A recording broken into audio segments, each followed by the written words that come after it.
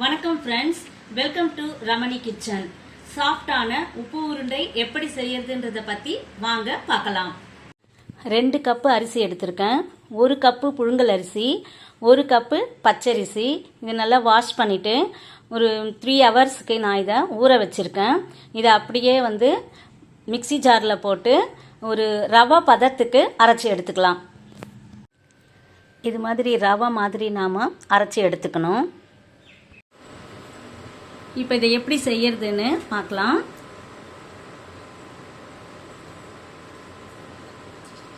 நான் நல்லெண்ணெய் எடுத்திருக்கேன்.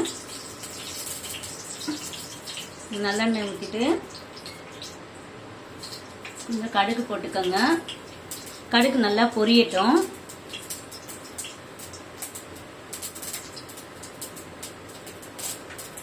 நல்லா பொரிஞ்சு வந்ததும் கடலைப்பருப்பு, உளுத்தம்பருப்பு. கடலைப்பருப்பு 2 ஸ்பூன் எடுத்துக்கோங்க. உளுத்தம்பருப்பு ஒரு 1 ஸ்பூன் எடுத்துக்கோங்க.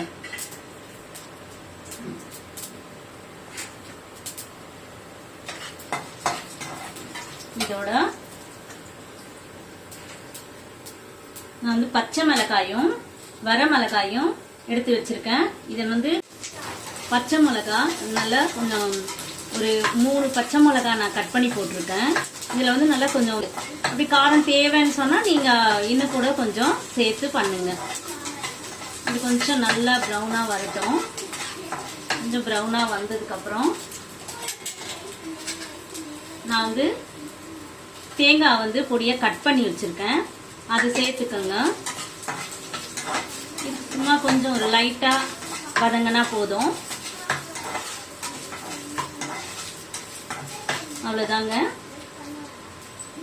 அதுக்கப்புறம் நாம் அரைச்சி வச்சிருக்கிற இந்த மாவை இதில் நம்ம சேர்த்துக்குவோம். நான் அரைக்கும் போதே இதில் சால்ட்டு சேர்த்துருக்கேன். ஸோ அதனால் இது தனியாக சால்ட்டு சேர்க்கணும்னு அவசியம் இல்லை. அரைக்கும் போதே சேர்த்துக்கோங்க.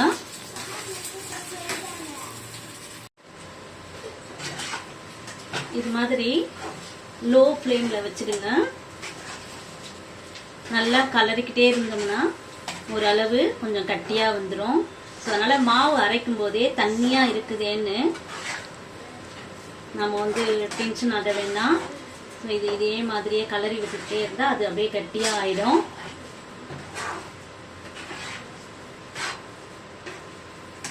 இது குழந்தைங்களுக்கு ஈவினிங் ஸ்நாக்ஸுக்கு பதிலாக இதை நீங்கள் செஞ்சு கொடுக்கலாம். அதோட நைட்டு டின்னருக்கு கூட இதை நீங்கள் செஞ்சு கொடுத்தீங்கன்னா சீக்கிரமாக டைஜஷன் ஆகிடும். ரெடி ஆயிடுச்சுங்க. இப்போ நம்ம ஒரு பவுலில் போட்டுட்டு கொஞ்சமாக உருண்டை பிடிச்சிக்கலாம்.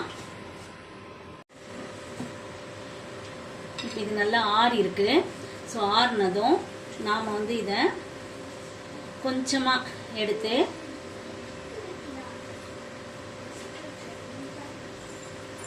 இந்த மாதிரி உருண்டையா பிடிச்சு வச்சுக்கோங்க.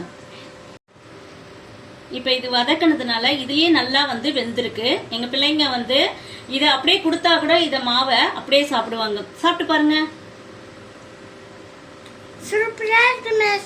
ஓகே,